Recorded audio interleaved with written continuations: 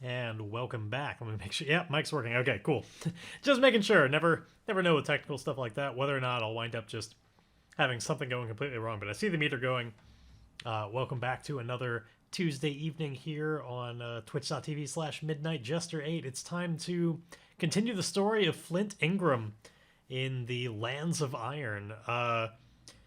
Those of you who are just tuning in and not going straight to this episode, not watching through last time, where we left Flint off was in a bit of a calamity, really. We're in process moving through these mines, and these old mines to try and find a fortune teller. And where last we left off, Flint had managed to find a little secret passage in like the corner of a wall in the room where miners used to just kind of, if they were deep enough in the mines, they could just kind of lay down on cots for a little bit. He found this passage down, but slipped down the slopes and is now finding himself submerged in water inside this tight tunnel that's really tricky to turn around, and his head is just beneath the surface. It's hard to turn around, and if going ahead in the water, who knows how long it continues on.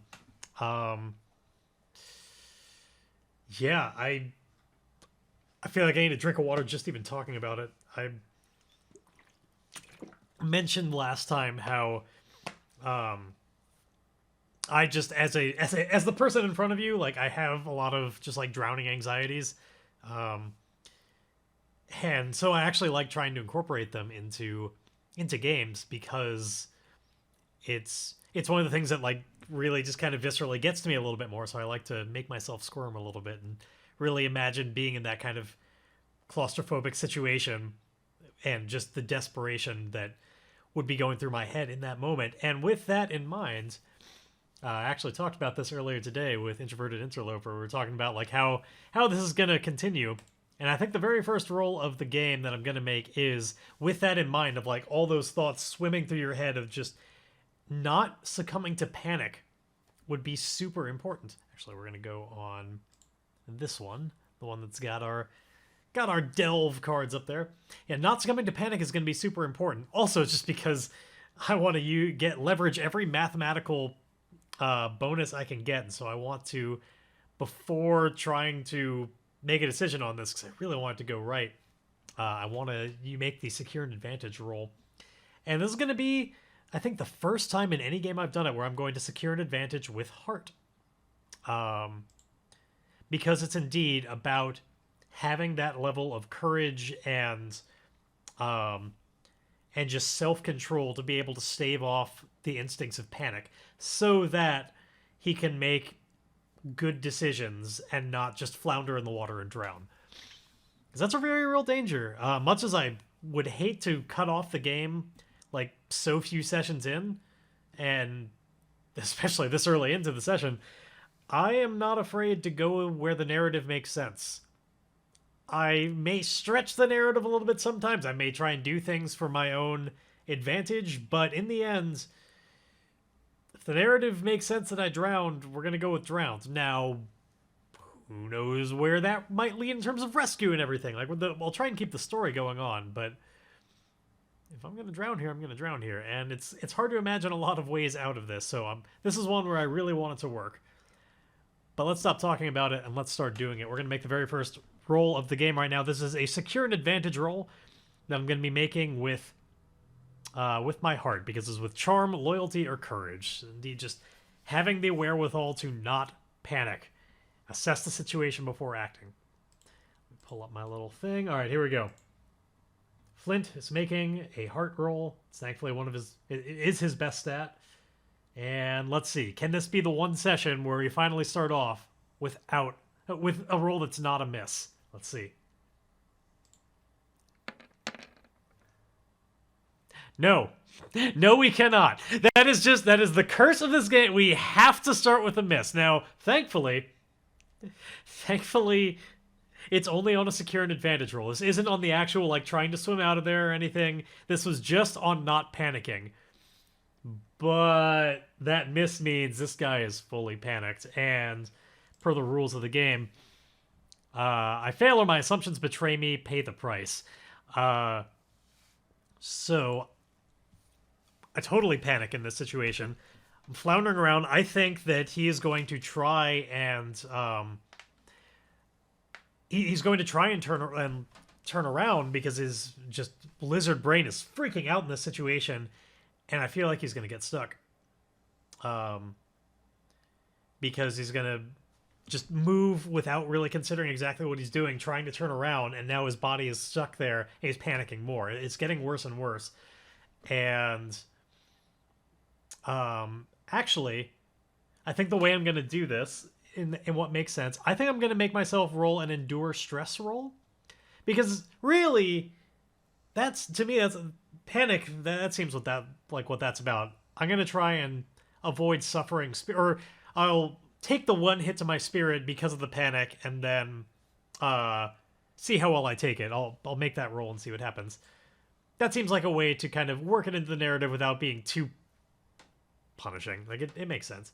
He's getting himself stuck, and he's freaking out. So let's indeed move that ring down. Spirit, I'm sorry. You are down to a +2. Yep, come on. It's over here. Over here, Spirit.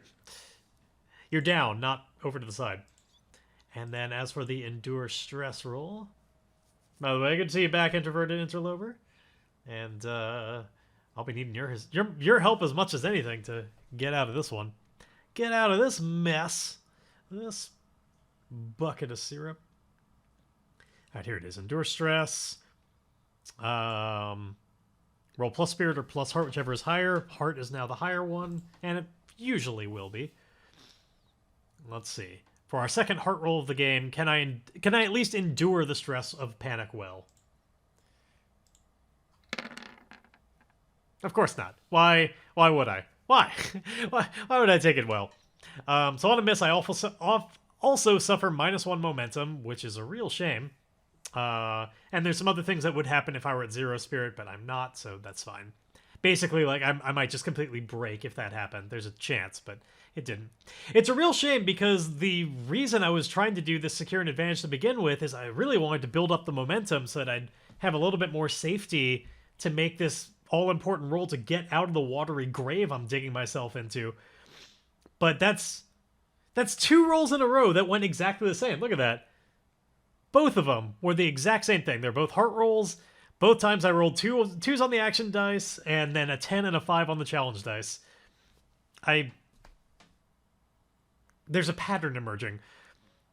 It's not going well. So, I guess here's the big money, though, is the actual getting out of this situation. So, I feel like if I were trying to go up, like, get my way out of the tunnel, that would be more of an edge move, like trying to just have the dexterity to manipulate myself back out of that situation. And obviously I'm terrible at that. I'm kind of a little bit more of a husky fella. I don't think that's going to be my specialty. I think it's just going to be, I need to go for the iron to just swim ahead and hope that I can get out in time. Now,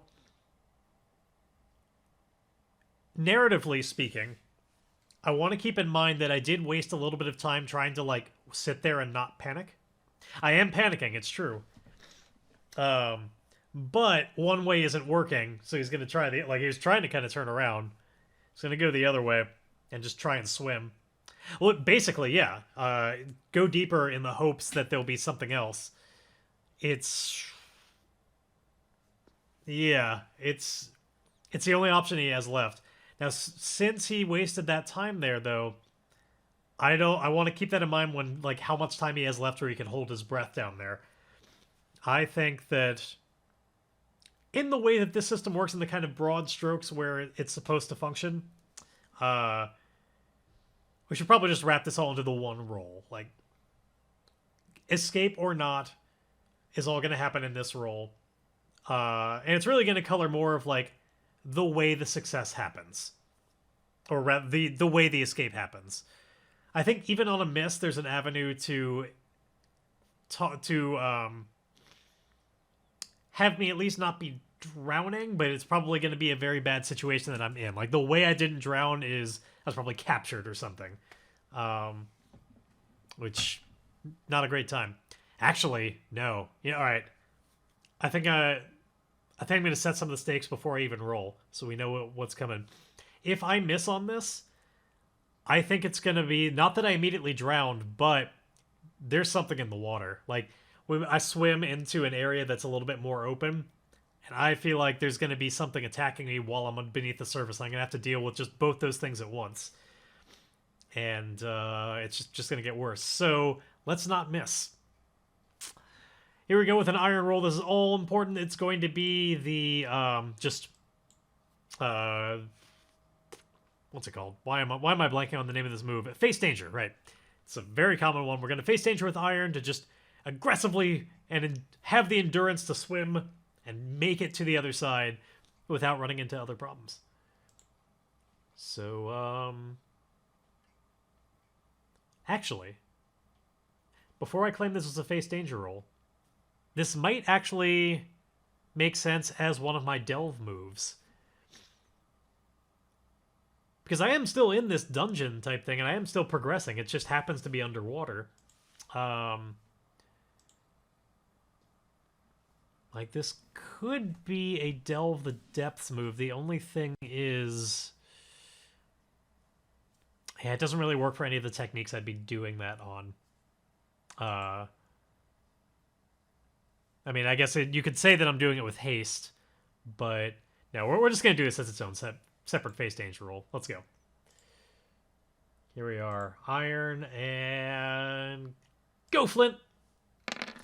There we go. Hasn't even popped. I kind of hate that there's always that little bit of a spoiler. Like, before the dice appear, you still see what the result is going to be. Like, at that point, the dice don't even matter. You just see, strong hit, we're good. I don't care what it is. I already know what the results are. So... good time for it. All of my preparations failed, but at least when the moment came, Flint is able to swim like his life depends on it, because it totally does, and escape this watery grave to, like, gasp for air on the other side. Now, we're going to find out where he finds himself, but it should be relatively good, considering on a strong hit, we're successful and we take +1 momentum, so that's good. Can make up for that little dip that we had. We're back where we started, except not drowning. And that's a good improvement.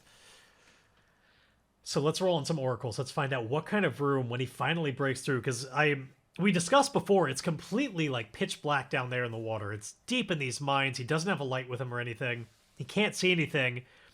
He's finally going to, like, emerge from this little... I think it's still just like a crack in the floor of something. He's probably feeling his way along the walls, and finally felt his hand, like, come up in an area where he felt air, and it's like, and, like, pulling himself up, squeezing out of this crack into... let's find out as his eyes kind of adjust. So we have... there were some... oracles here for oops, hold on, I think there's one more PDF I need to open. Aspect and focus, there it is. I knew I was missing something. All right, so I want to find out...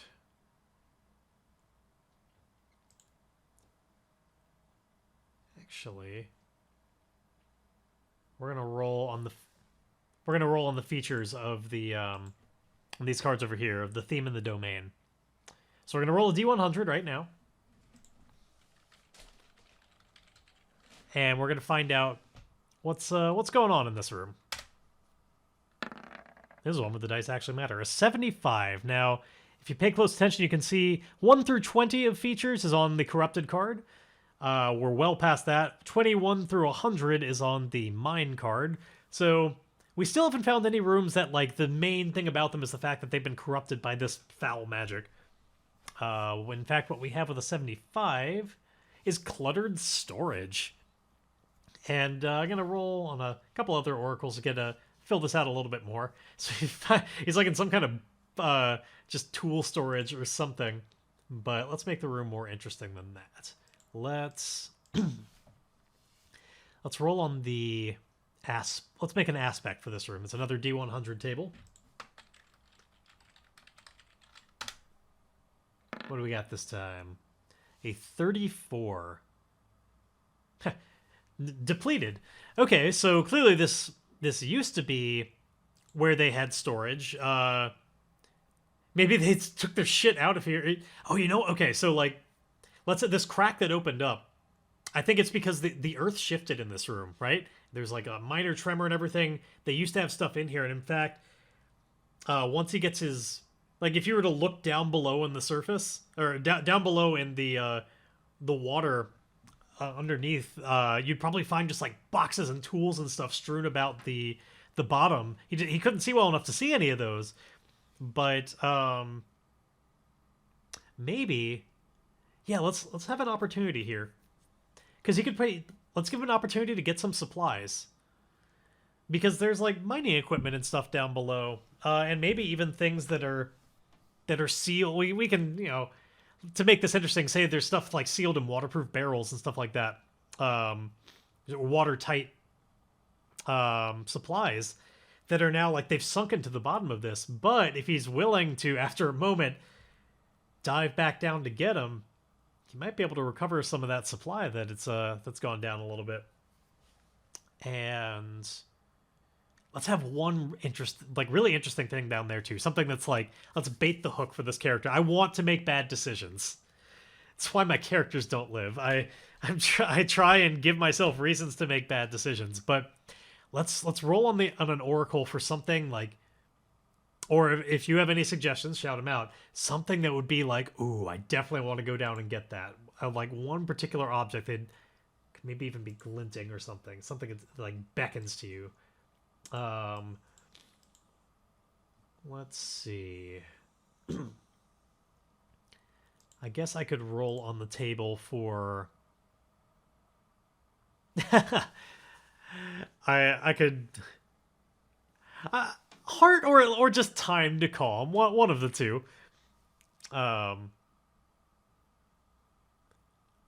Let's see. We could have I'm trying to find a good oracle that would Here,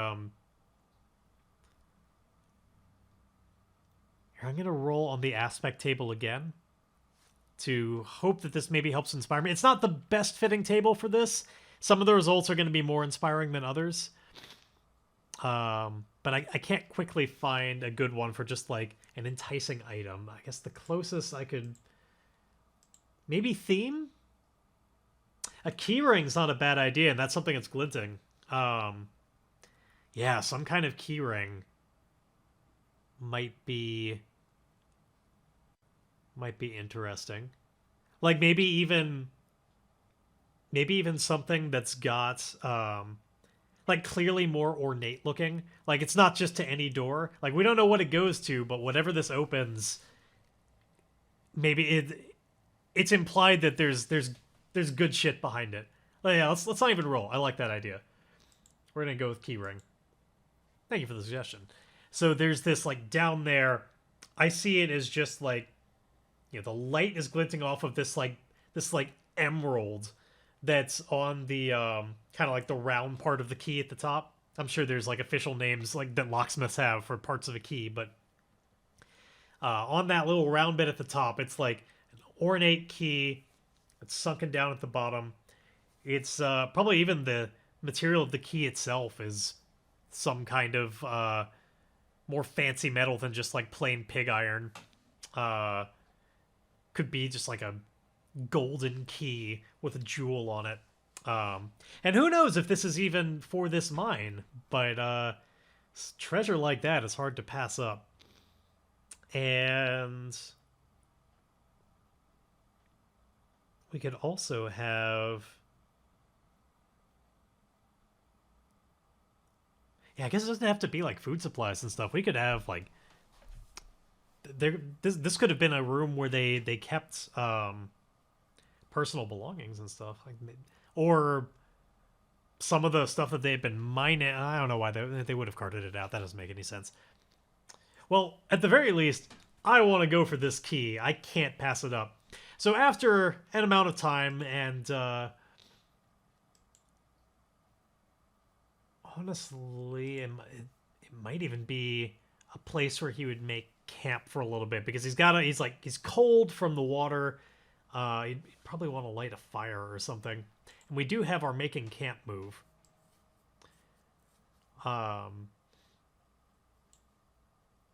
Yeah, this might not be a bad time to do it, because I feel like in the narrative we've got a relatively safe location. I imagine that he's like behind a closed door, because again, like the door might even be kind of like stuck at this point, or even boarded over on the other side. Yeah, he doesn't know this yet, but we're gonna say that like because it got too dangerous here when the earth opened up, they like closed this off because they don't want anybody to wind up getting swallowed up if it opens up anymore. So he's gonna have to like bust his way out of this door when he finally leaves. But we'll say there's enough space overhead he could light a fire and not just like asphyxiate on the smoke. And so it seems like a fine spot to just kind of rest for a little bit, recuperate, get some of his wits back. Not his literal wits, that's a different stat, but here we're gonna roll our plus supply, and thankfully we've got a decent amount of supply right now, so we're gonna roll with a +3 and see how well we can make camp. How are we able to recuperate a little bit out here in the wild? So I'm gonna tell this to make a heart roll just because it's the same amount, and let's see what happens. Oh, good. I was looking in the wrong place. We have a strong hit again. It's just barely, but regarding the Raven, I figure especially at this point, having like gone through that tunnel and everything, I think the Raven is bailed. The Raven's, Raven's outside the mine at this point. We've gone through some locations that just don't make sense for the Raven to follow. It's definitely not going to do any swimming along with me, so I think the Raven is pieced. I'll find him outside whenever I get out. That asset just doesn't make a lot of sense right now, but a good reminder in general that I do have this disappearing Raven that we sometimes remember. But there we go. This is good. This gives us an opportunity to help some of our meters here, because we get on a strong hit we get to choose 2. Basically, we'll be able to replenish 2 of our meters. We can help our health by recuperating. We could. There's another option that we could do if we had multiple people here, but we don't need to. It's basically another way to use up more of your supply to give health to everybody, but I'm only one person, so that one's kind of irrelevant. Though in theory, I could do both of those to get 2 health. I could relax to gain back some spirit, which I'm definitely going to do some of that just because in the narrative it makes sense. We've talked about, like, he needs to take this moment here to get out of that panic, to be able to do that deep breathing and just get his senses back. So taking +1 spirit is probably going to be one of these. And then I could also gain some momentum by focusing. And since I'm always trying to build up that momentum track, that's probably what I'm going to do. I'd love to. I could get all 3 of my little right-hand tracks up to +3s, which is not bad. They all could be better. And I could get that momentum up to a +4. I'm going to go with that. Start building this up to be more and more likely to be useful. So we're going to do that. And we're going to do this. And so, yeah, he's had this opportunity. He lights this fire. He's, warming himself in these drying his wet clothes. He probably even fashions a little thing to just hang his clothes over the fire for a little bit.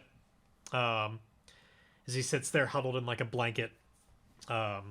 And tries to get at least a little bit of rest, eats some, slumped up against the wall. But I think that whole time, while he's eating a hard biscuit or something, his eyes just kind of keep coming to this little glint in the water. And he eventually sees, and what's strange about that is we know he doesn't see very well. So I kind of feel like, it's almost like the One Ring, like it's the key wants to be found. Which, if ever there's been an ominous thing to say,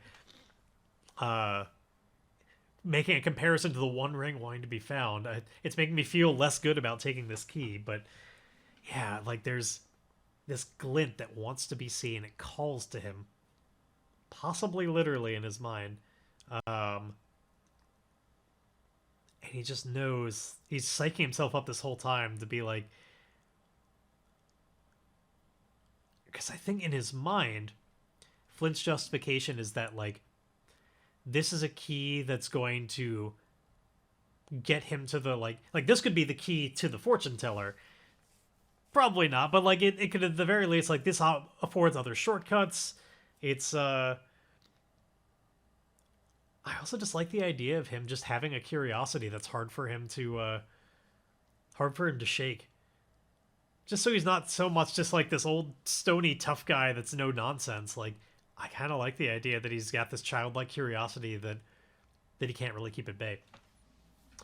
So we need to make a face danger move if I'm going to go down for the key. It's the move that makes the most sense for me, or to me. I think it's just going to be another iron one just to swim down and get it. Like it's another thing about like it's an endurance thing. It's about having the stamina to hold your breath long enough to get to the key like pretty far down. Like in my head I see this as like it's probably sunk down like a good like 20 feet or something. Which, you know, if we're being 100% realistic about the lighting and the depth of the water and everything, there is no way that you would see this key 20 feet down. As a scuba diver, I know this to be true, but we're in magical reality and the key wants to be found, so we see the glint, damn it. We totally see the glint 20 feet down. It's still waters, and maybe there's like... Oh, maybe there's some amount of like phosphorescent stuff. Phosphorescent? I mean, I know luminescent, but I think phosphorescent is the word. I'll look that up later. I'll be in bed tonight like, phosphorescent? Was that the word? I mean, again, he's not completely blind. He's got a sort of magical aid to what he can see. But yeah, maybe there's just like little bits of glowing stuff down there that, little luminescent rocks and stuff that make it all give a little bit of light source. So here we go. Let's swim down and see if this was a terrible idea or not. Right after he gets himself all dried up, he's like,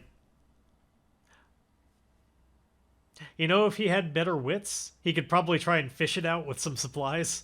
But I don't think he has the wits to be able to do that. Not to be able to fashion something that deep down. Yeah, trust in your own body. Here we go. Let's make another iron move.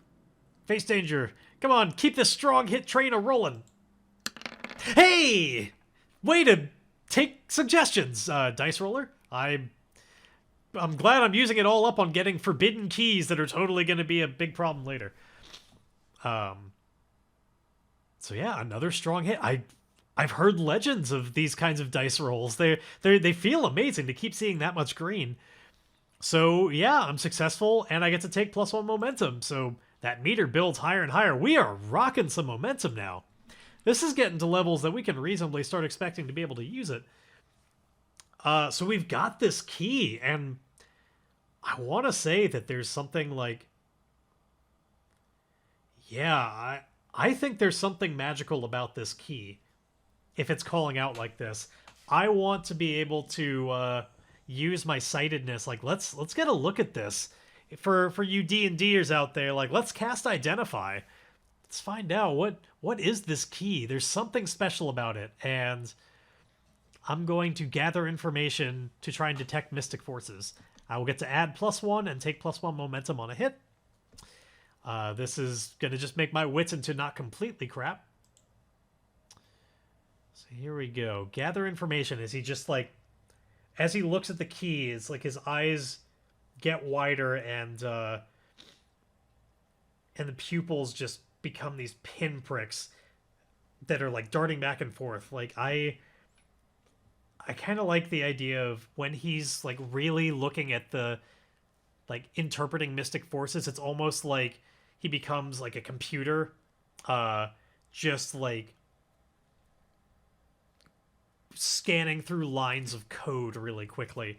That there's something like when he goes in that full mode of like really seeing beyond the veil of magic, that is his eyes get inhuman in a way, and they're like just like vibrating back and forth.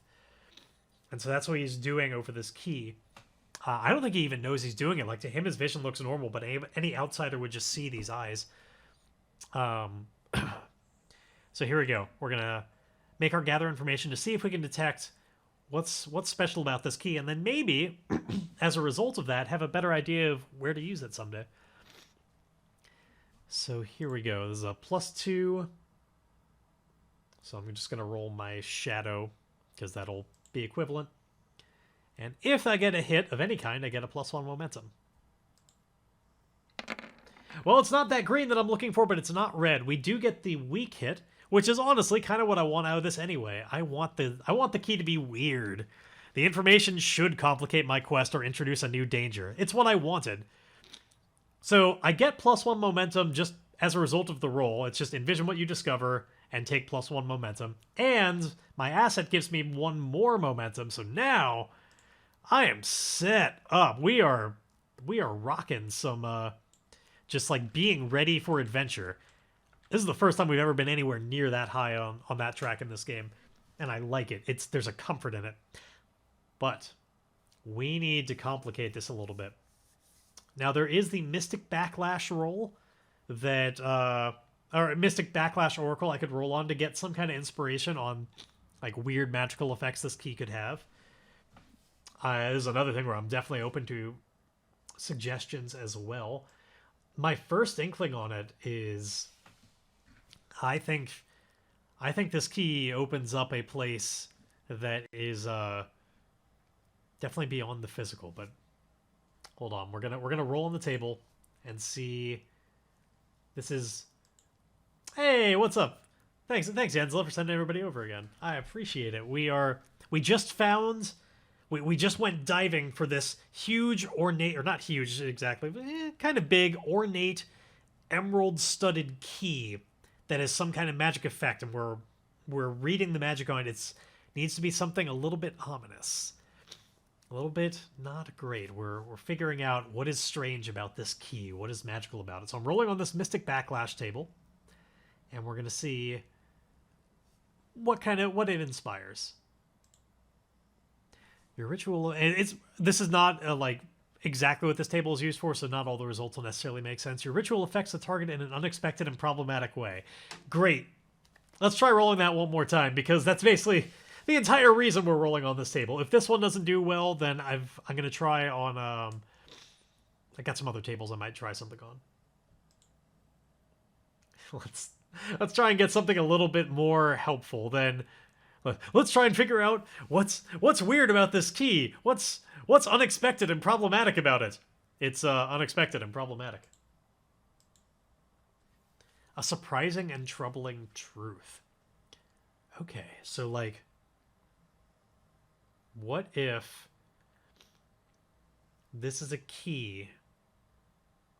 God, we could get like really high and weird magic with this. Like what if this is a key that like it can unlock any door, but anytime you use it to unlock a door, like what you see on the other side is like it somehow affects the whims of fate, and like it makes things worse. Like you'll always that's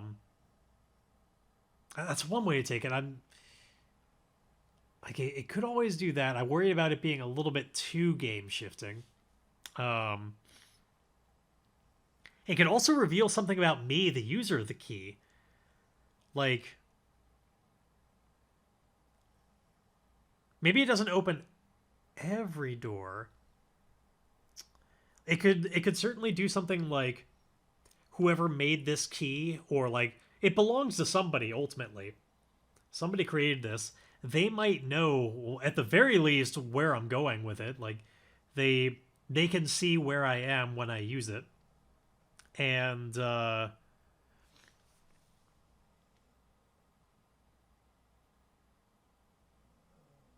it could, like, I guess it could just be...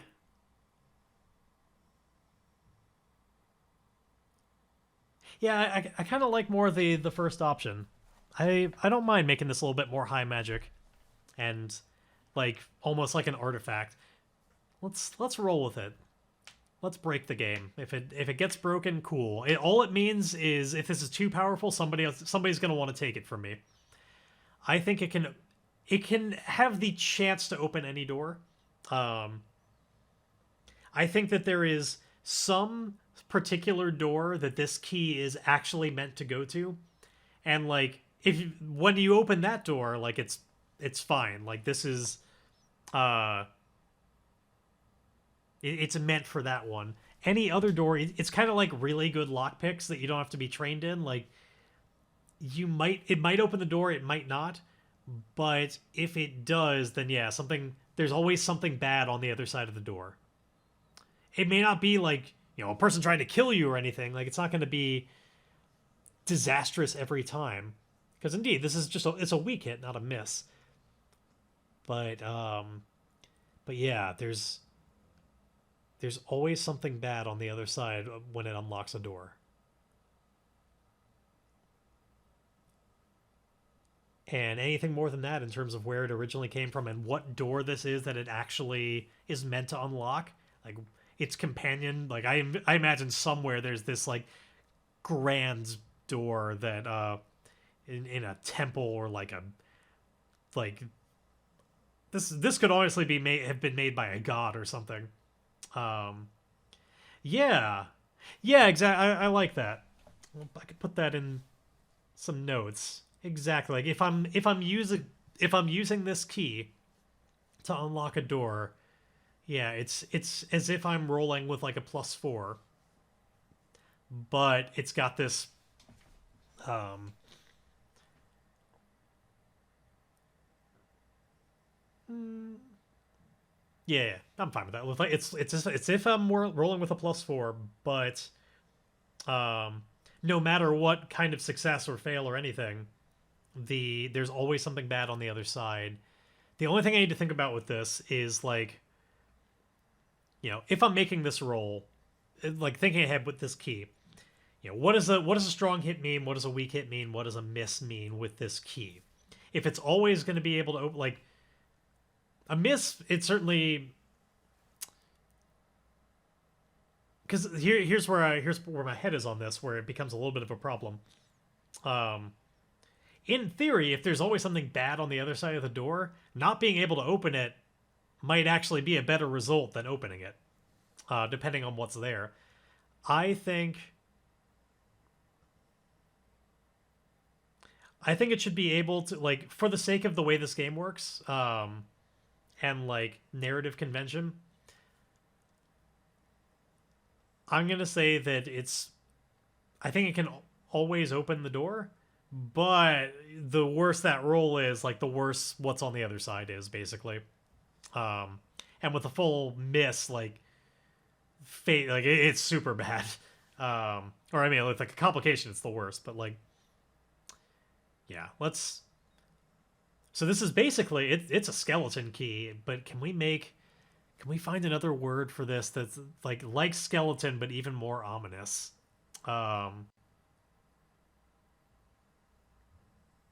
Actually, yeah, no, well, we'll just call it the skeleton key. But like, I think now that he's scanning it, he can even see, like, as his eyes are scanning the magic inside the emerald. It's as if somebody like laser cut in this skull that's inside that like starts glowing a little bit. Yeah, key of withering luck. Oh, I think it should also have a cost like that to use. Um, like you probably have to suffer some momentum to use it. Um, I'm gonna say when I use the key, I have to reset momentum. I have to set it at my reset value, unless I already have less than that. Otherwise, lose 1 momentum. I need to make notes on this so that I remember it. I'm gonna open up a notepad real quick. This is the first time I've ever like made a like an artifact for the game, but I like it. And to think this, I've planned none of this. I had no idea where this session is going. It's all just off the cuff, but some of the rolls have just inspired it. And now I'm super excited about this item. So the skeleton key.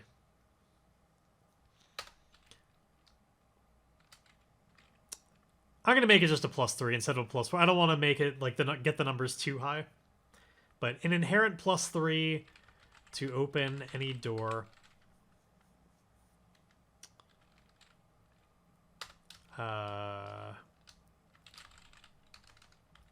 There's always something. Oop. Reset momentum or -1 if @/below reset value. There's always something unexpected or bad, because it is indeed like surprising and I guess surprising and troubling. So yeah, something unexpected or bad on the other side of what it unlocks, scaled by results of roll. So cool. Oh, or face a have a stress hit. Yeah, that might be. Yeah, we'll put that in as a choice. I like that. That you can either lose momentum or you can or you take a hit to your stress. Or take -1 to stress, because I can definitely see it being a thing with it just taking this mental toll on you. Okay. The fire is probably still going. He warms up a little bit beyond it. We mentioned before how in order to get out of this room, it was barred a long time ago. Now, I do think whatever you're opening with it does have to at least have some kind of like keyhole. You can't just like put it against a wall and like unlock a wall. That'll be way too broken in this dungeon. It's got to have some kind of keyhole, but it's still pretty cool. And there are definitely going to be some. There's going to be more to this key as we go on. This key is going to wind up being like the central thing in this game. We'll see what happens with it. I'm going to try and bust out of this door, because I realize it's been like 40 minutes and all I've done is like I swam, I made camp, I found a key. We haven't progressed in this dungeon at all. So let's do it. Pound against this door. Let's try and bust out with another iron move.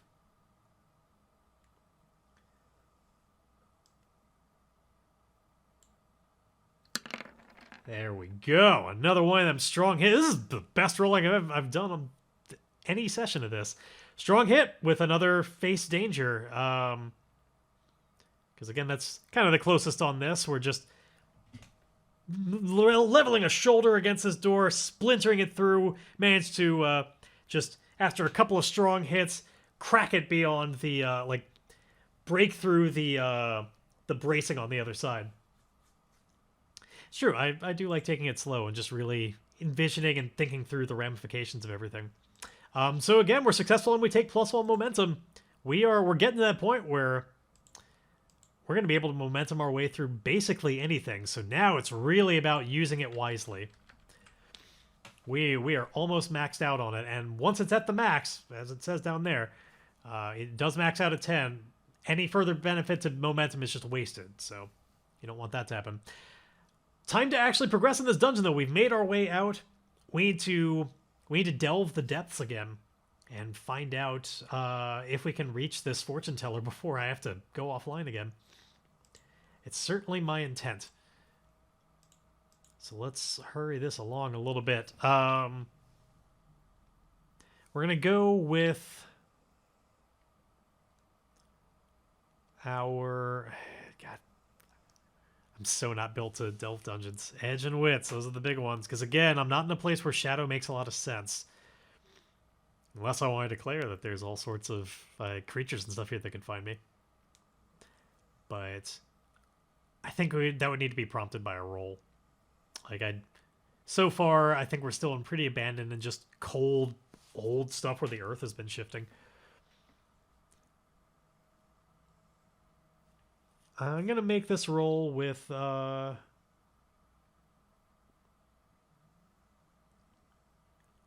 gonna make it with edge. Honestly, I'm hoping to be like, I think we're doing pretty well right now. I don't think I need to do with wits where I'm more likely to like find opportunities and stuff like that. Let's just delve this out. Let's hurry along. I'm not good at it, but at least I have momentum on my side. So here we go. Roll with that edge. Hey, a weak hit with one of my poorest stats is better than I was expecting. I'll take that. I'm not going to burn my momentum for that. We still got a lot of dungeon left to do, or mine left to do. So on a weak hit with Delve the Depths, we roll a D100 on the following table. So this is the table where there's like a column for edge, column for shadow, column for wits, and depending on what we roll, different things will happen. Let's see what those things are. We have a 22, which is the most likely category on this. There's a 45% chance of this first one, which is we mark progress and reveal a danger. We're going really fast. We're not really looking out ahead of us, and this is what happens. So at the very least, we get that progress. Let me mark that now. And then we need to find out what kind of danger there is. So what, vow number 4. Let's mark that. Bam. We fill another box, and it's time to find out what kind of danger it is. So, I believe this is where I need to move back to my delve thing. On these cards, you can see there are dangers that correspond to it being corrupted, and there are dangers that correspond to it being a mine. Now this time it's the opposite, where most of the dangers are probably going to be related to it being corrupted. Some of them are going to be related to it being a mine. It's flipped from the features. So let's roll one more D100 and see what happens. What kind of danger do we have here? Though we roll high enough that we actually... Wait, hold on.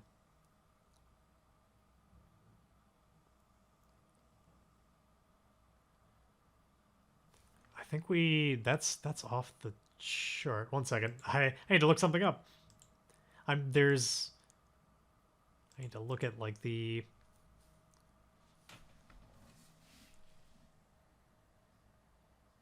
reveal danger.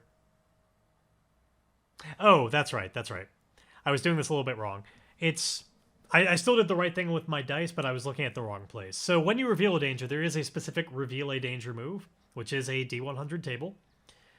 And in the first 45 of them, 1 through 45 are indeed what it says on those cards. It's related to where you actually are.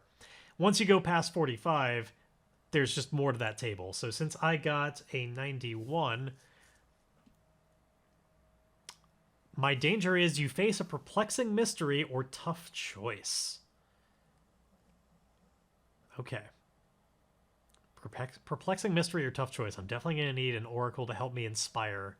Help with some inspiration here on what that sort of thing could be. Now, first off, my little... things are... I have this problem with between these two scenes where the movables kind of fall out of place. It's strange. I don't know why they do, but sometimes when I'm...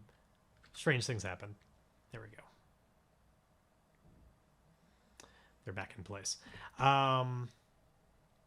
First off, I need to know what kind of room I'm in. That's going to help inspire this. So we're going to roll on the features table to find out what kind of place are we in.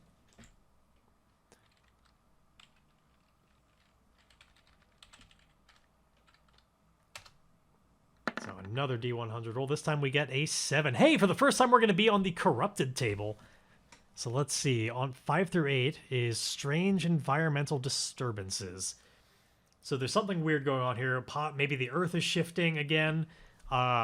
This should be related to this place being tainted with dark magic, though. So we're going to use that in conjunction with some other things. We've got Strange environmental disturbances. We have... Let's see. I'm going to roll on the Oracle for theme to get a theme of like what kind of tough choice is this. It's about freedom. Okay. And so this could be a classic thing with like, you know, two prisoners type of situation. Like we could practically do the like, you know, one always tells the truth, one always tells a lie type of thing. Like we could go real classics if this is a dilemma about freedom. I don't want to go too cliche here. And let's see.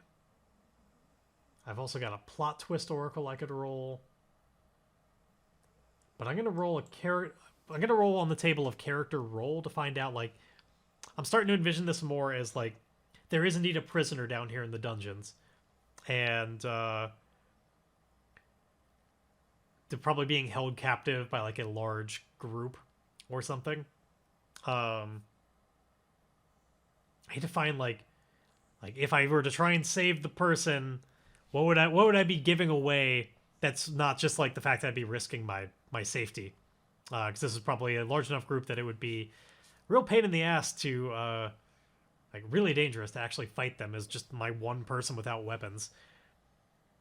So hold on. We're going to roll a couple more things to help inspire this. So character roll. Criminal.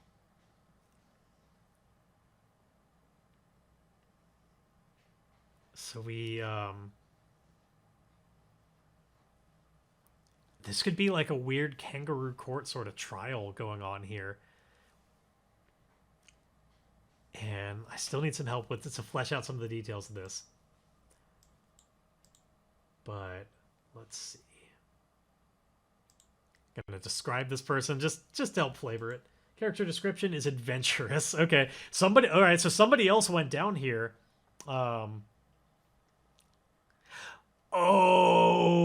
I know. This person's being accused of having the key.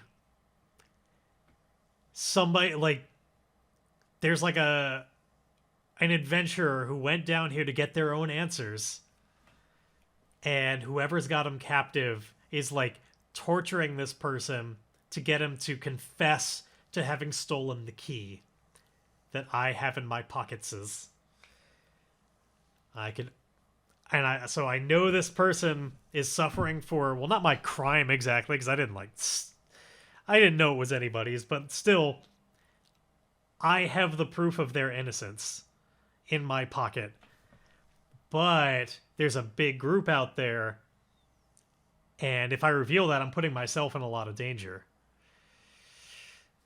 I'm just curious, Introverted, what were you going to suggest? Though I, too, am really happy that I think we're settling on that. This is why I love the oracles. You know, we roll on a few random tables and come up with this cool scene. I still want to know more about what kind of place we're in right now. Oh, and we still need to incorporate this, like, environmental weirdness that's going on here. We had the, what was it? It said... It was what, a 7? Yeah, the strange environmental disturbances. So, like, maybe they've got,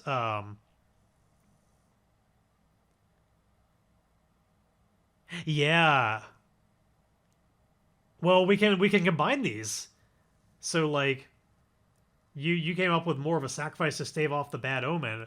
What if there's indeed these kind of like pockets in this room, the little calderas that are like spewing forth these bad, just like noxious and like dark clouds of gas that seem like they're not natural, and they're like pushing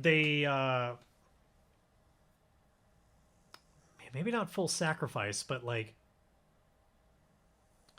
yeah, they're probably like using that to like pushing his face closer and closer, and you can see as his face gets close to this, like it has these like radiation like effects where like his skin is starting to bubble and change, and like sci-fi type radiation effects where it's starting to just like spontaneously mutate and grow in like real time. There's some bad stuff happening here.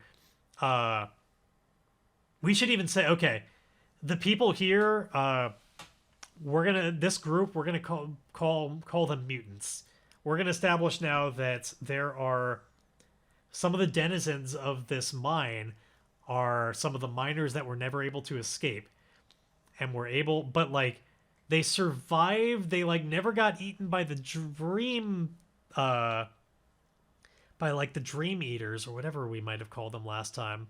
They didn't fall into that problem. They were able to like survive, but wound up getting just mutated in this section of the mine. Just something foul and corrupted from the earth came out, and now makes them these like festering, hulking creatures that are just utterly savage and undying and crazy, completely crazy. And it seems like they're making this person, could make them into one of them. So I got a dilemma right now. I think it's super dangerous for me to try and save this person. We've already established that. It's not even a matter of I think that's true. We know that's true. And things are going really well for me right now, but you know, it's not me. At the same time, though, if I save them, this person might be a better guide, might be able to get me through here better than I can. And ultimately, I think we need to make up for being a bit of a jerk up above to Gray. We got to find a way to do this. So.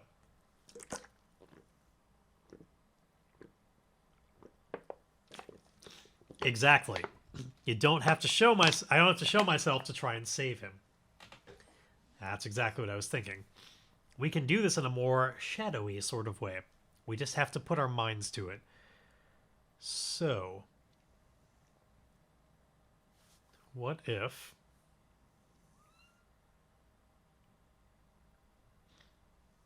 Yeah, I don't want to give up the key, though.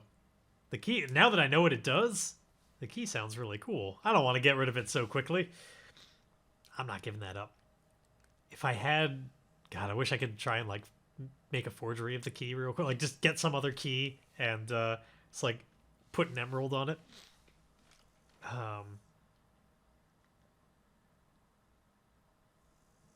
Actually, maybe we can do this. Let's try and establish... I'm going to make a roll to see if I can figure out that, like, the real magic of this key... The real magic of this key is in that emerald with the skull on it. Or the skull in it. And if I can separate those two, like, I could have the I don't know that I buy that. Something that powerful is probably very intricately made. I don't think I could just, like, harvest its power and move it onto something else. I need to find a way to distract them so that I can release this guy and we can just escape.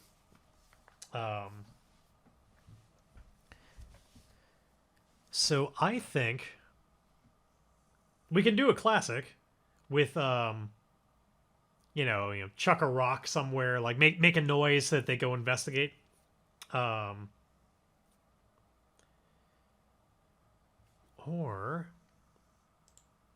can try and be intimidating too. I'm running through, like, this is all happening really fast in Flint's head, just possibilities here. Probably not fast enough, though. I'm sure the guy that he's trying to rescue would prefer that he think through all of these a lot faster. Let's...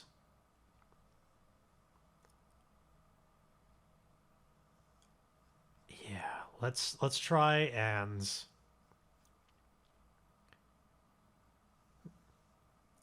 Let's try and compel them to...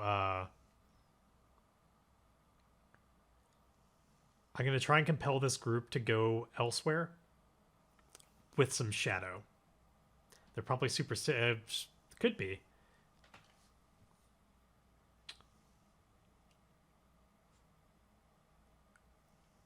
I think it's indeed a matter of, like, let's just go for the classics. Take a rock. throw it off to the side somewhere so that they hear a noise clattering, and hopefully just their more like kind of primal instincts, since they're kind of crazy, will take over, and they'll head out. If this goes poorly, well, there's some very obvious ways that what that could mean. So let's just make that shadow roll. We've got momentum on our side. Let's see what happens.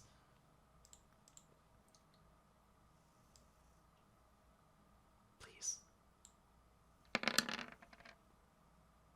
Okay, it is a miss. Now, I could make that into a weak hit if I burn my momentum right now. And honestly, this might not be a bad time to do that. It's, given what we've said about these people, this might be a really bad time to have a full-on miss. And if I can save this guy, which I haven't done yet, all that I'll be able to do with this move is maybe keep them distracted to give me the opportunity. If I can save him, that might help me through the rest of this. So I'm going to indeed make that call. We're going to burn the momentum. Glad that I got it up that high to make this possible, because I barely have it possible. I'm only overshooting it by 1, because you have to have higher momentum than the rolls you're canceling. So I'm going to cancel out that 6. Wrong thing. Just the ring, not everything. I'm going to cancel out that 6, put it back at my reset value, and get a weak hit on this. So since I've compelled them with a weak hit to go over to the side just by throwing a rock, or I guess really it's more of a face danger type of thing.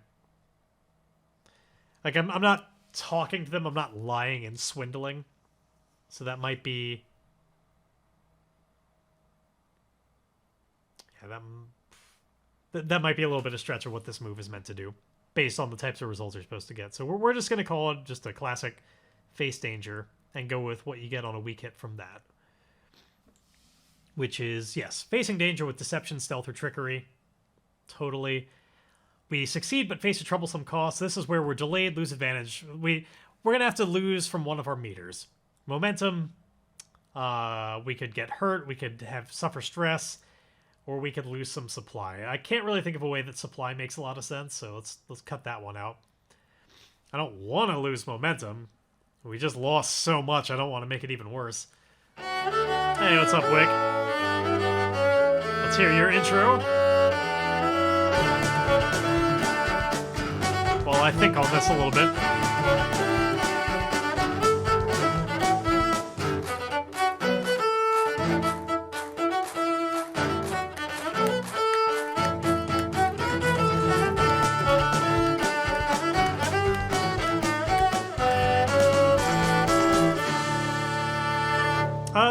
This is the normal time for Ironsworn streams. Just because I got to get home from work. It's during a weekday. So yeah, this is just normal time. I think I'm going to take the hit to my spirit. Because I can definitely see a situation where this is just a very short-lived sort of advantage. Like, or even just that they go but not that far away. So like I need to like sneak behind their back, and it's going to be really tricky to pull it off in time. It's like they're right there. All it takes is as soon as one sees me out of the corner of their eye, it could be game over. And so that is very dispiriting. It's very stressful. So we're going to endure some stress real quick. I guess yes, we do endure stress. Yeah, I guess that makes sense. Not all of them go. They leave somebody behind with him. That even makes sense. That they wouldn't just completely abandon him. So yeah, a lot of them kind of go off into the shadows in the corridor beyond and go just like lumbering into the darkness, like hooting, and it's like echoing through the corridors, just making all sorts of noise. But there's the one that has the presence to stay behind, and maybe even just like maybe it's the one that's most just like aggressive and the biggest asshole who just wants to harm him. So like let's put some dialogue in here. Let's set the scene a little bit more. We've got this Let's get a description for him real quick so I can know how to play him. Character description. Timid. Well, that's an interesting one. That's an interesting way to go that I would not have thought of. So the one who stays behind is actually more just timid, afraid to go beyond, which is a weird thing to go off since this is stressful for me. Maybe this mutant is the type of timid where it's like ordinarily timid, but like it's really just always, they're always keeping it inside, and one day it just comes out in these like, in this really bad way. Like the type of timid where like you've been bullied for years and years and years, but now you've got somebody who's at your mercy and you're taking it out on them. So yeah, I think the scrawny mutant stays behind, the one that's been pushed around a lot, but has got this tied up person here and can finally feel like they've got some power.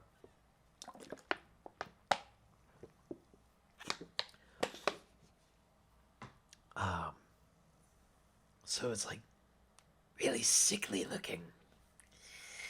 And I see them as even kind of like dripping fluids out of their like cavities in their face that are like missing the entire time. Like nose is dripping, and like it's like this just purplish bile that's coming out like the side of their face, where there's just like, it looks like there were like claw marks at one point that then just like festered and went deeper and deeper. And so it's just like these missing spots of cheek that are now just leaking and terrible. And as this creature like limps over, kind of gets all up in the prisoner's face and just goes, well, now look what we have here. Some one-on-one time. Oh, this will be so much fun. You're going to be part of the family soon, my little baby. And like takes his hand and starts just pushing his face back towards these little like caldera fumes that we talked about. It's getting closer and closer to this guy's face, and he's just resisting. No. Before I move on, I gotta endure the stress. See how well I take that. So I believe my heart and my heart is higher than my stress, so I'm gonna roll that.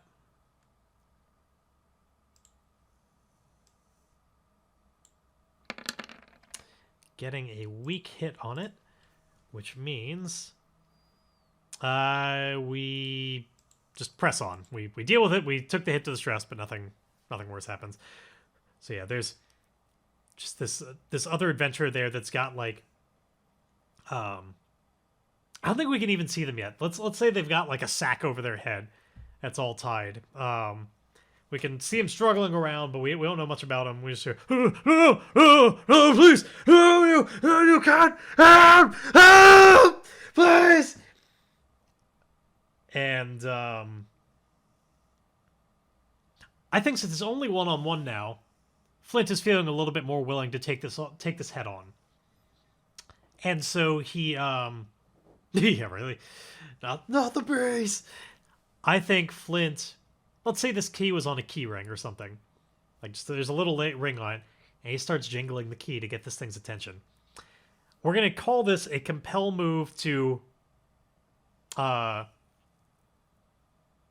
want him to let go of the prisoner. And I'm going to say... Is this what you're looking for? Jingle, jingle, jingle, jingle.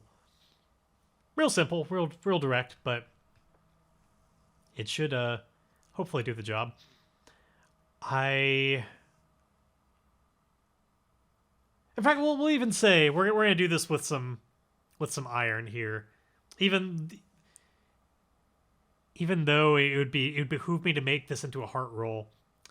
I think given the situation and it being really crappy, he'd be a little bit more blustery. He's going to try and kind of incite him a little bit to get him to come over and be like, "This what you're looking for? You're going to have to take it from me." And pops himself up and everything. Let's roll that iron. See if we can get him to kind of come after him.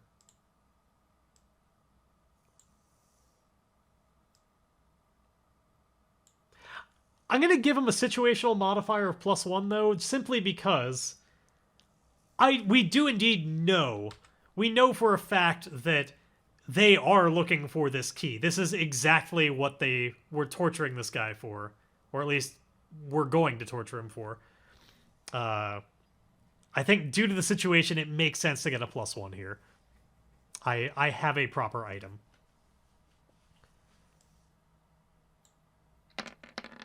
That doesn't help me. I still get a miss. But I think that's going to speak to how these things are just really savage and unpredictable.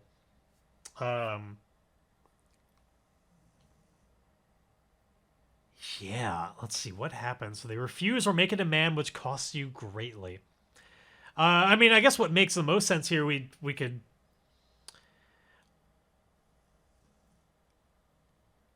He could certainly do the whole, like, throw it over here thing and just still have this guy, like basically take him hostage. Yeah. We'll go with that. Well, so this mutant slinks behind our prisoner person. We don't know we don't know much about him yet. And like wraps an arm around, has a one arm around the chest, one hand just like in a position like ready to like snap his neck. And the mutant says, "You seem to care a great deal for him. Toss the key. You give it over. I don't kill your little friend here." And Flint goes, "How are you going to catch the key when both your hands are busy? Let him go. I'll give you the key." He's lying. He's totally not going to give him the key, but we're going to try and get him to just let the prisoner go. So let's make another compel move here with Shadow.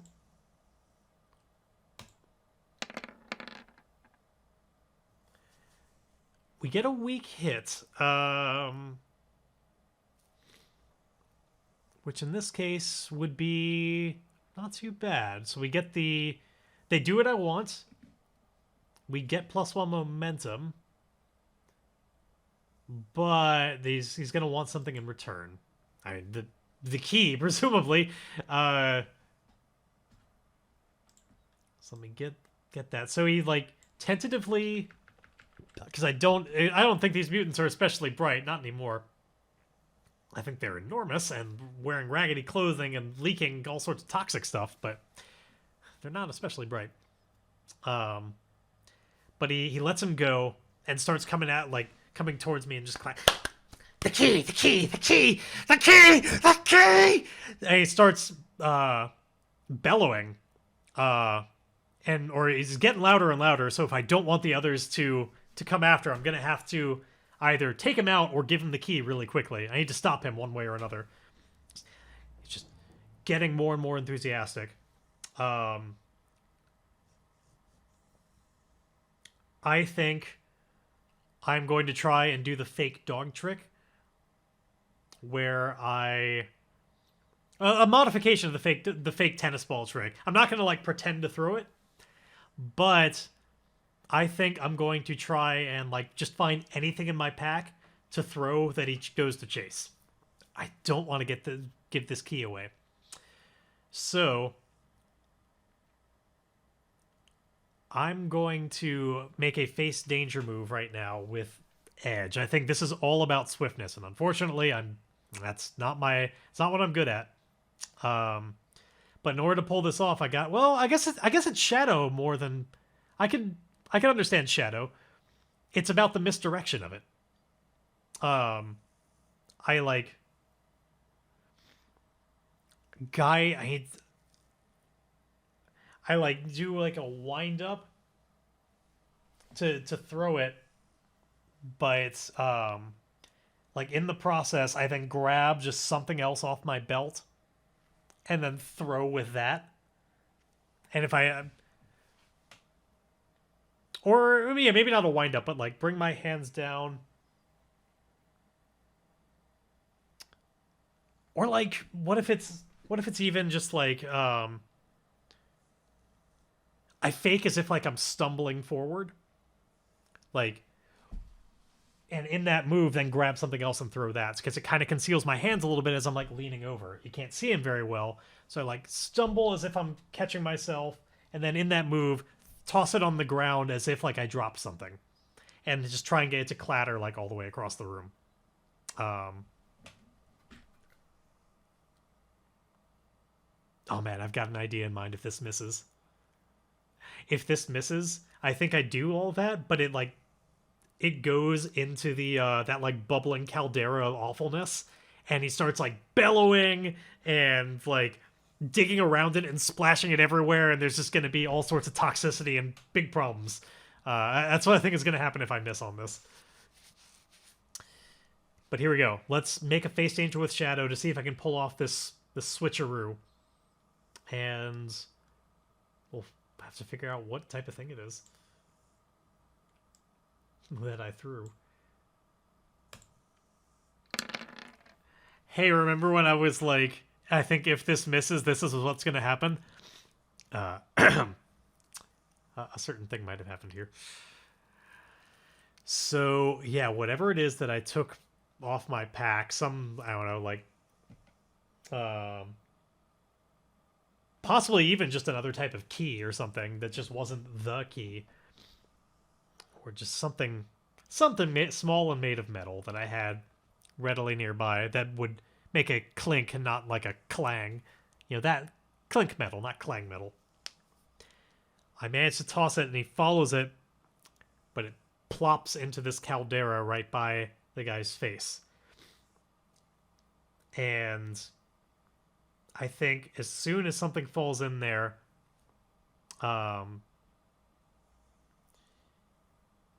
should we have it like erupt? Let's have it erupt. It makes sense. Let's read the text of what happens on a miss to make sure I'm doing this completely right. But I'm sure this well qualifies for a miss on face danger. Yeah, you fail or your progress is undermined by a dramatic and costly turn of events. Pay the price. Oh yeah.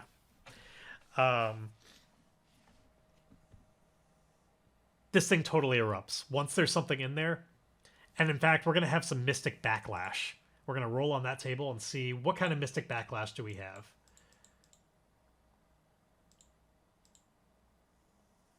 Your ritual has the opposite effect. Again, I always roll on this table, except it's really meant for like when you are doing something mystical.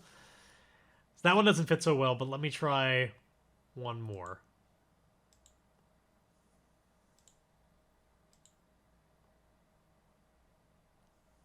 Yeah, no, it's just not the best. It's not the right table for me to be rolling off of. But we could instead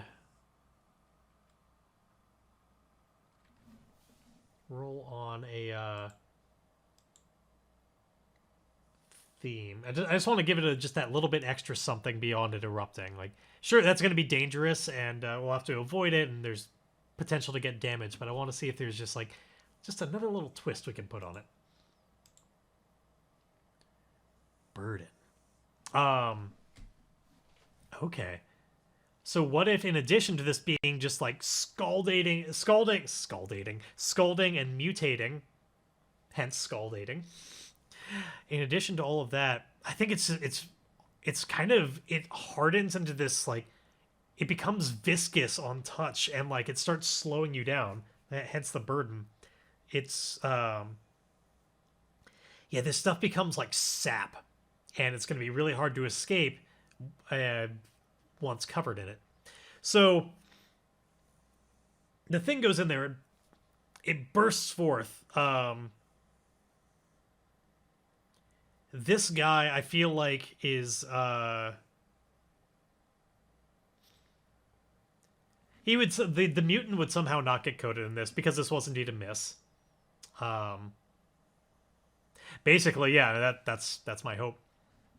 The problem is they're just going to be bellowing and everything. So the mutant doesn't get hit by just like all of the exploding caldera, but indeed, yeah, is going to start just like trying to fish the key out of there and making a whole bunch of noise, just like crying out into the cavern like a Tuscan raider, almost like ah! Ah, the key! Along those lines. Sorry, headphone users. It's gonna make everybody else come back, and yeah, I need to hustle and get this guy out of here. Cut the bindings so that he can get out. Let's do it. Let's get just a knife out of the pack and try and be quick about this. Without getting coated in the stuff. I think if this fails, it's about to go really poorly. This is one I really wish I had the momentum on my side. So this one is really going to be just an edge face danger. I don't see any other way about it. God, my odds are not great on that.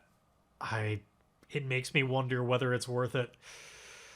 Or if I should just save myself. Because if I just want to escape and like hide in the shadows, that could be a shadow roll, obviously. Like there's an angle there that could work if I just decide that I only care about me. But we gotta do it. We gotta save him. Let's go all in. Let's go out on bottom. Let's make that edge roll.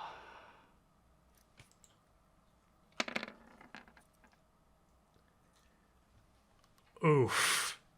Not only a miss, but a complication. A critical miss. So, yeah, I think not only do I not get him out of there, but I'm just like coated in the I think I get coated in this mutating just awfulness in the process. It's damaging for once. I'm gonna have to endure a hit to my health because it like burns you when it touches it. I think it's gonna have some long-term effects on my character. Some kind of transformation is going to occur. Not immediately in this moment, but something bad is going to happen. We're gonna inspire this on an oracle. Or actually, no, that might be a sort of thing. I might need more time to think about that, honestly, and might need time to hear some suggestions and stuff over the course of the week. So I'm just going to make a note that there's some kind of mutation that's going to happen. I'm not going to decide it right now. So need to decide effect of mutagen. That's not a bad idea. The guy turning on me because he wants the key too and saw that I didn't throw. That's not bad. We did initially describe them as like criminal, but granted, that was we determined that was because they were on trial for this key. All the others are coming back. They're going to yeah, I think the only thing though is I don't think he could take it because part of the failure, at least as we described it so far, was I was not able to cut him out yet.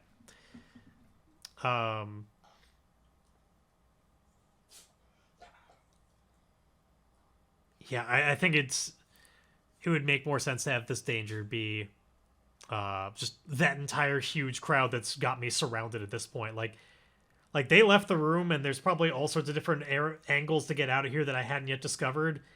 Managed to come back in, and it's like a utter throng of these mutants, like dangling from stalactites on the ceiling, coming in from around the room, utterly surrounded by these just lumbering, huge, like creatures. I I was thinking like, yeah, probably just they like break off pieces of this of the cave and are just wielding them like clubs, these huge stalactites. Uh, one thing at a time. Let me take the hit to my health for one to start that off. Let me see how well I take that, and we're gonna have to have a fight here, or somehow escape it while covered in this sap-like thing that's gonna make it all the harder to get away or really even move at all. So I need to roll my, let's see, health or iron, whichever is higher. They're both the same, so it doesn't matter. All right, I get a weak hit, which means I just take it. Nothing special happens. So let's see. The circle has kind of been squared here. I could make...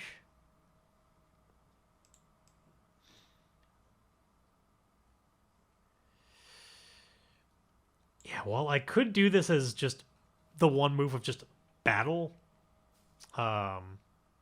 If I wanted to just, you fight a battle, it happens in a blur, mention your objective and roll. I don't think I have the situation where I don't think it's likely enough I could make it out of this battle for that to be like, that doesn't make narrative sense to me. I don't think I have a situation to possibly be able to fight them all. I think that...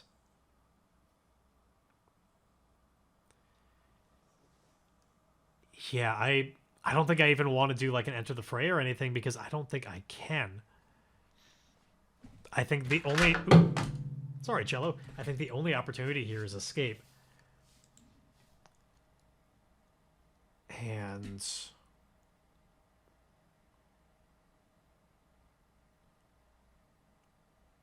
I keep thinking of the possibility of capture. Because they... Because I think part of this is the... Sorry, I'm starting to get a little bit slow here. I'm just thinky and silent. While the other guy doesn't steal the key, I think he definitely did see the key and tell, like, in trying to save himself, will tell everybody like look, that guy has the key. He's like gesturing with his head, like, that guy has the key. He's the one you want. And so all eyes are on me. I think I got to just try and escape. And if they catch me, I'm probably just going to get knocked out and captured. And then we'll have to see what happens as a result of all of that. So I'm going to make one very important face danger move that's going to have to be, like, I'm going to roll Shadow, but with, like, to just try and lose them. I'm surrounded, though. Like, I've written myself into quite the pickle here. Because I think while covered in this sap sort of stuff, anything that I do with speed is probably at like a -1 to make sense of that. Right, what if I need to find something in my bag right now, because what if I have something ready made to make just some kind of quick flash or explode, anything that could be, yeah, I did get myself into this sticky situation. Anything that could be a distraction is what I need right now. I was thinking like those like grenade like things that we used in the combat a few sessions ago, but I think we even established then that was the only one we had. And if there were any more, it would be in Gray's pack, not mine. I could throw the key. Like, actually throw it so they go after that and just try and get out of here. God, I'd hate to give it up. But, okay. This is a long shot. What if... What if I tried to convince them that, like, I was the rightful bearer of the key? I'm reaching at some straws here, trying to talk my way out of a situation that is not a very talky situation. I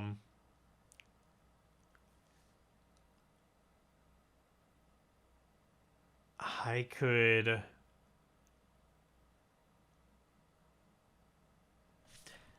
Here's... This is a gamble. I'm going to try and swallow the key. I'm going to gamble that they want this key enough that they're going to... Ooh, but that gives them great incentive to just try and get it out of my body. Whatever, I already said it. It's a gamble. I'm going to try and swallow the key and convince them that if they want it, they're going to have to wait. This is going to go terribly, but fuck it. Let's have some action. Let's do something. I'm going to try and... I don't even know what move this is. Exactly. They're going to try and cut me open to get it. Is this a compel? Whatever it is, it's stupid. I'm trying to use confuse, basically. Like, why would he do such a thing?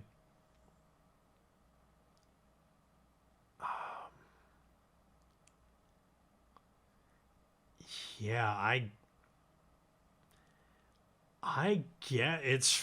Yeah, I'm trying to think what would best fit this. I don't know about wits gain an advantage. Because that would be about like having good insight or something. I do think securing advantage might be part of what's going on here, though, of just gaining leverage by swallowing it. I think it would be... I can maybe argue that this is aggressive action / strength or endurance to, like, try and swallow this big key. Might be a little bit tricky. I'm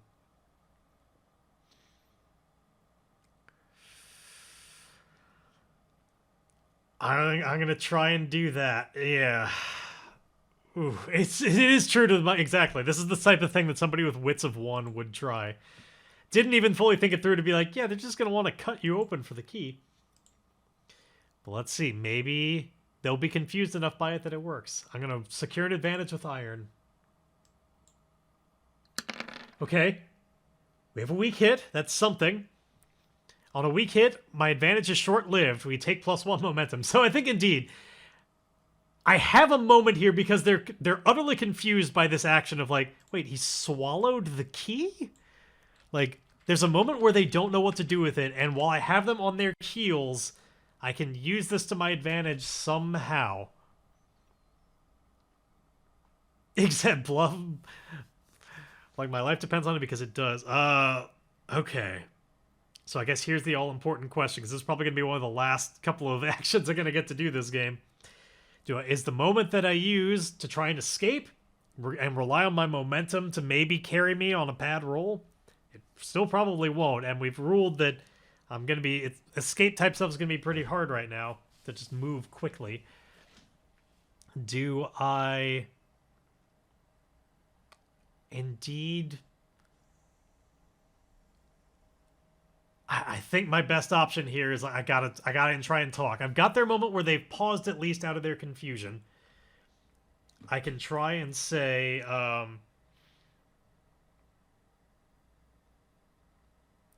we're gonna go for a big lie here. We're gonna say...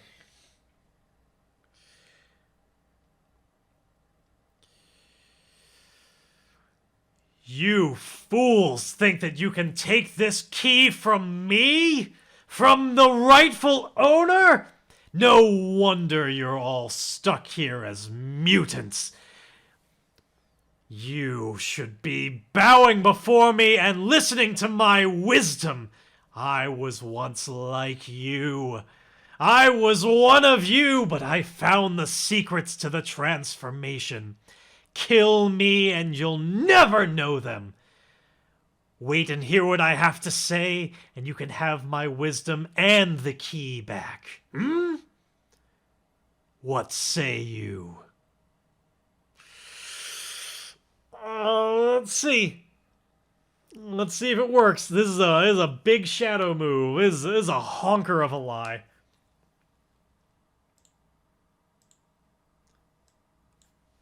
So here we go. I'm going to compel them to stand down and not utterly obliterate me with, like, some combination of charm and iron. Like, I don't know. I was being very boastful. I think that's more iron. Like, iron is used for threatening or inciting. Like, I wasn't literally threatening in the sense, like, I'm going to hurt you. But it still felt a lot more like an iron type of talking to people than charm or pacifying, bartering, or convincing. Like, that was not the tactic. So here we go. Get them to submit to me. Oh, jeez! Yeah! The terrible complication. Another critical failure. So we're rolling a new character now? Exactly. Oh, God. So not only a miss, where they refuse or make it amend was costing me greatly and I had to pay the price, but a heavy complication on top of that. This is going terribly. Why did I have to try and rescue the prisoner? I should have just been selfish. Remember when we had, like, really high momentum and everything was going our way? What happened to those days? Yeah, that makes a lot of sense right now. I think that's the start of it. Knife to the belly for the key that's just the beginning. We definitely take one harm from that. Because whoever's quickest... I should have just thrown the key. I didn't want to give it up. I'm too greedy. We'd come up with such a cool item. I didn't want to just lose it. So let's right away suffer 1 health as I just get... They start cutting this key out of me. Suddenly we're playing Resident Evil again. I need to find a vial to just pour on my wrist. I'm going to have to endure that hit. I think that the transformation is going to have to start happening or something. Like, yeah, what would be a bad kind of, like, as I start mutating to be one of them? Oh, no wonder they don't believe me. That's what happens. So I'm in the middle of saying that, of how I've found the cure to their mutations and they just need to listen to me, and mid just boasting, my body starts to transform into like a mutant look, and they don't believe me because I'm becoming a mutant again. So yeah, let's see. We need to figure out what this mutation is right now. That's like a bad thing. It can't be like, oh, I get wings and I fly away. It's got to be something bad. Let's see. What's up, baby?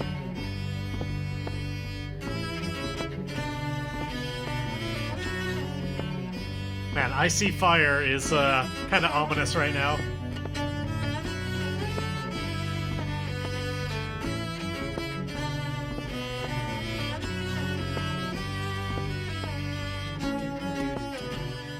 Okay, so this mutation... It could... It's a gaping hole in my ass. Yeah, well, that's a different kind of mutation. Why, thank you. Thank you for that. I greatly appreciate your rejoining our core and continued supporting of this channel.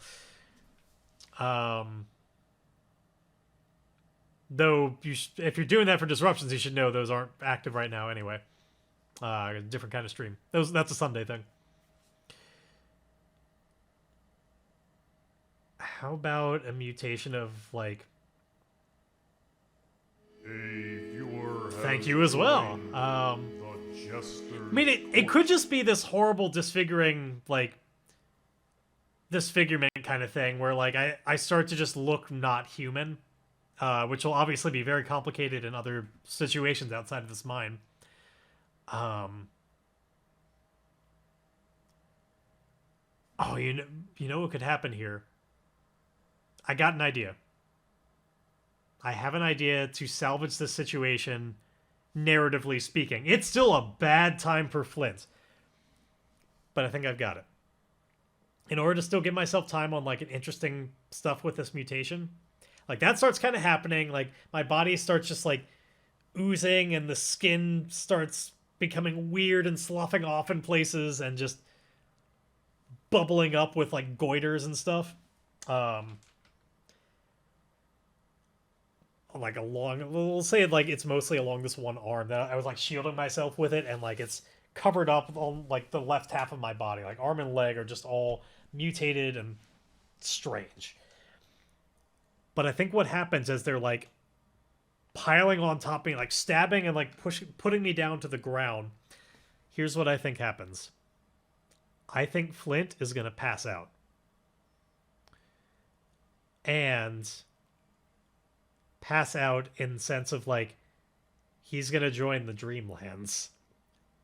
The dream version of this mind that has faced different kinds of dangers, but that like his mind and his body are going to separate here. And I think they're gonna wind up like seeing him go limp and everything, they probably think he's dead. And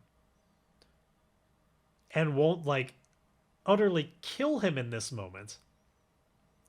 But because he's now in like the nightmarish realms of this mind where there are the dream eaters, we have our own problems. Plus, I'll eventually have to find my way back to my body and find a way to like get back inside. Like that's what I'm gonna do with this. I'm going to set my health like I'm gonna do this a little bit differently than I otherwise would. I'm just going to, rather than endure harm or anything, I'm gonna set my health to 0. I'm not like dying, but I become separated. They're going to haul my body off to start rooting around in it. Who knows though? Maybe by the time this is all done, I can find a new body and just form that. In fact, yeah. With a complication that high, let's go with that. We're going to completely turn this story. I think Flint's body totally just died. With a group that size, I think it makes a lot of sense that there was no way out of that. Let's indeed... There is a face death roll, but that's kind of different. That would be like for the full character, and I want the dream version of me to live on. Since we're in this environment where that makes sense, the body's just gone. I think they rip it apart. In fact, they are like pulling out entrails. They are just, it quickly becomes just a frenzy as the chum is everywhere, and they get the blood in the air. The mutants are all just feasting on the body. And I'm watching this in horror and realizing, as in my pale blue form, like, wait, what happened? Why can I see all of this? And then I realize what's going on, and that I could be stuck in these dreamlands. Good thing I saved that backup body just now. Yeah, it's in the vat somewhere. So I kind of want to go out on that image. We're a little bit early, but if I were to move forward and do another move, I don't think we'd be leaving on nearly as good of an ending kind of shot as that, as just like me watching my own body get feasted upon. Well, yeah, but he's still alive, presumably. In fact, we're gonna have we're gonna just say that adventurer, like while they're being distracted, is like manages to kind of like do the like bindings against like a sharp edge for long enough to like break their bindings. They run off. I'm just like sitting there flabbergasted, watching my own body get devoured. I'm not gonna also make myself make a like spirit check. Like I think this would be totally stressful and it would make sense. But I've already had a lot of complication on this roll, in that my body I died, but not completely. And so yeah, Flint just sits there and like he has no idea what he's gonna do, and we're gonna hear. We need some kind of ominous suggestion of the things that lurk in the dream zone, in the where we talked before. There are all of these creatures that we even saw before. One was like right up in his face when I pierced beyond the veil where it was weaker. There are these nightmarish creatures that haunt this area, and we need the suggestion that one's like got that detection that there's a dream body here, and they're sniffing it out. What kind of sound could we be hearing coming around a corner?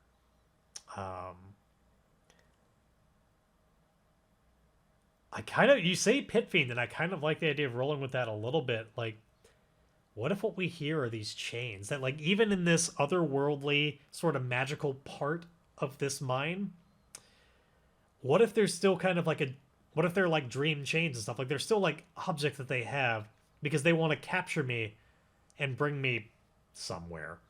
So yeah, let's just. Or no, maybe it's not a sound. Maybe they have these sorts of like lanterns that that we can see, like this like colored light of it coming around this corner, swinging back and forth and casting these just swinging shadows, and like you can hear like this heavy lantern like squealing on hinges, just.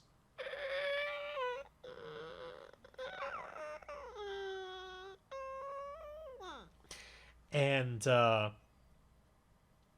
as like there's a searcher is coming to try and find me, and we'll find out more about what their lights do next time. I've got some ideas now, but I don't want to get ahead of myself, since I'm not going to actually be doing the rolling right now. I think next time I'll have an opportunity to try yeah, we don't have any rope anymore, it's true. And there's some intestines over on that body if we can get some. But as for what happens with that, we're gonna have to go next time. Flint just like looks over his shoulder and knows one of them is coming. So yeah, there were some highs and lows this session. We had some really good rolls, and for a little while it was actually looking up, but greed. Let this be an Aesop, really. My greed over that damn key completely turned this around. I wanted to have everything. If I had just been willing to give something up, I was like the person whose hand was stuck in a pickle jar and would not let go of the pickle.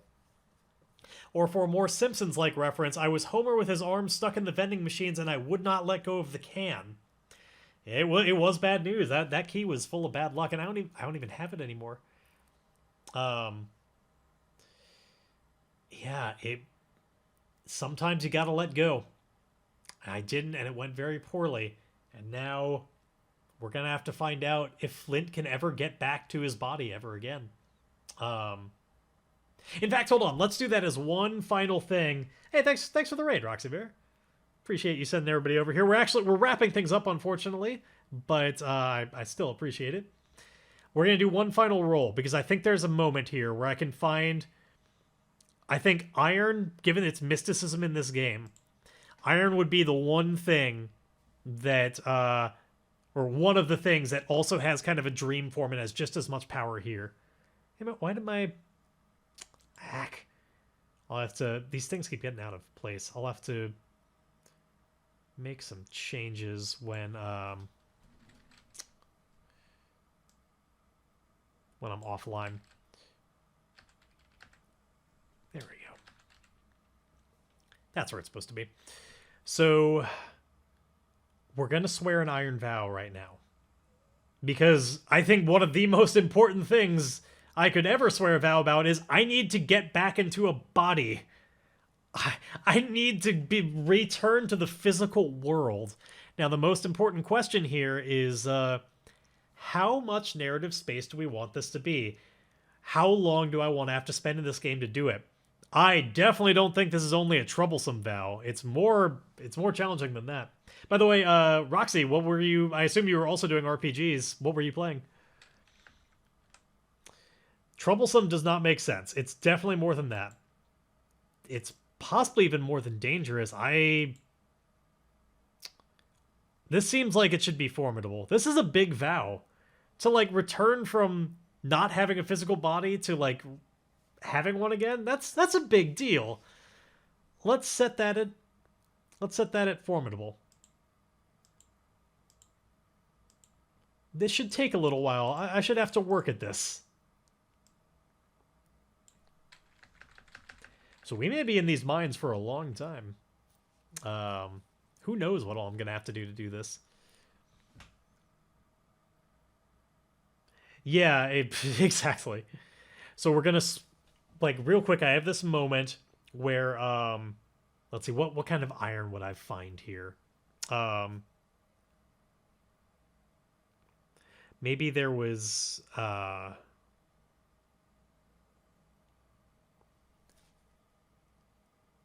maybe I, like, stumble back towards where, like, perhaps I'm not all that far from another door or something that has just, like, a hinge on it, just like this iron ring hinge, and I can tell that it has just more of a physicality than most objects here, and we all know why.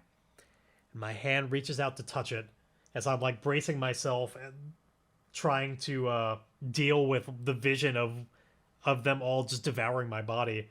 Brace up against this door, and I swear that I will find a new body and return to the physical world. Let's swear this iron vow as the final roll of the session and see how it goes. So, this is going to be a heart move. Thankfully, this is what I do best. I still have all of my heart. It's +3. I'm not making this vow to a person or community with whom I share a bond, so I do not get a +1 here. So here we go. All right, we get a weak hit, and there's nothing I can do about it. On a weak hit, you are determined, but begin your quest with more questions than answers. Yeah, definitely true. Take +1 momentum and envision what you do to find a path forward.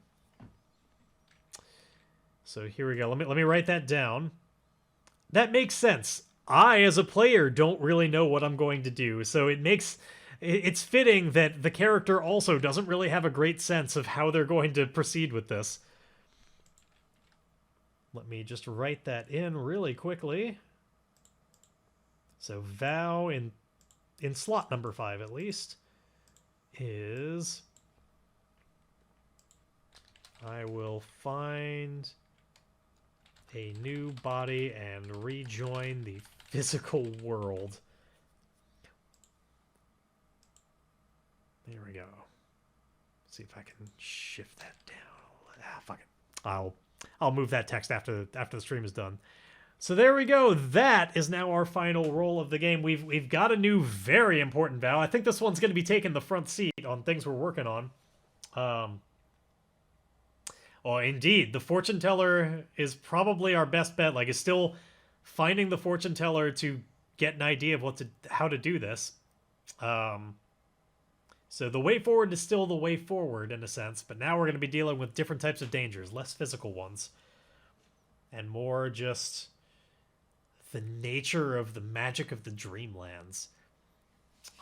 It's going to get weird, and this is going to be one where I might want to put a little bit of thought before. I don't usually put any thought into, what am I going to do next skession. I read you putting scurry in, and I said skession. I don't usually think a lot about, like, what the next session is going to look like. I like really just improvising with it and just coming up with it all on the fly. But we don't know a lot about what these Dreamlands should be like, and I feel like I should at least put some thought into, like, what's going to be different about them. I don't want it to just be like, it's the same, but everything is a little bit feathered and blue. No. I'm going to have to put some thought into what makes these Dreamlands different, and this is definitely the type of thing that I would love to collect thoughts on. Anybody here that has suggestions on like what are the dangers of the dream of being in the dreamland? Beyond like there's these things that are hunting you, and obviously like they're gonna try and eat your soul basically. Like sure, we understand that, but like what are some other things that are just different about the dreamlands so that this will feel different and not just like feathered and blue? These are the things I'm going to be thinking about before next time. I thank you for joining me. It's been an interesting ride. It's starting to look like I'm going to go the way of Coyote Devereaux, but I like this. It's an interesting twist. We're going to get to really use... We're like using every part of the fact that this mine has this weird connection to like it makes you fall asleep and join the dream world. We're getting some real mileage out of that, and we're gonna really get mileage out of the fact that this is a full-on delve site. But anyway, again, I'm of course Midnight Jester 8 on Twitch, as you know if you're watching this live right now. We do this every Tuesday from 8 to 10 p.m. Pacific time. I'll be back next week to do more of this. I also have a cello stream from 5 to 9 p.m. Pacific time on Sundays, and some just interspersed gaming streams during the week when I get home from work, when I'm in the mood. If you like the game, it is called Ironsworn, as it says down below. This is a pay-what-you-want game available at ironswornrpg.com. I have had a lot of fun with it. As you can tell from watching, one of the great things about it is it's designed to make sure that one of the ways you can play it is entirely by yourself with no DM. As I said, all of this has been improvised, just using the game system to push the narrative forward. It takes a little bit of, like, being willing to roll with stuff and being a little loose with the narrative, but it's a lot of fun. I highly recommend you pick it up, and if you like it, even more highly recommend that you give some support and maybe even buy a physical copy. I feel like I am compelled to do that. I need to get myself my hardback copy of this finally, and get Sean to sign it. If you're also really a fan of the community, or fan of the game, there is a community over on the Discord, and there's a subreddit for it. Cool people over there. I've been kind of hanging out. Oh, and yeah, if you want to see the game played by, I'll promote somebody else's stuff. Speaking of Sean, if you want to see the game played by the actual creator and want to see like what a different version of the game could look like, and also one that's being done as a co-op, he's got a podcast going on right now, weekly. I don't have the link available immediately, but if you head over to the Ironsworn Discord and like the subreddit, like r Ironsworn, I'm sure you can get a link pretty quickly. It's been cool so far. It's just barely getting started in the narrative. They did a couple of sessions of one for world building and one for character building. They're just 1 hour a piece, so like they're really quick listens. Highly recommend them. And anyway, I'll stop blabbering and find somebody to send this love over to. I'm going to see who's streaming what in tabletop right now. We joined a Call of Cthulhu game last week. And let's see. Hey, we got somebody playing a game of Firefly. This is episode 1. We can get in right from the beginning over at Dice Priori. Let's take a look over there.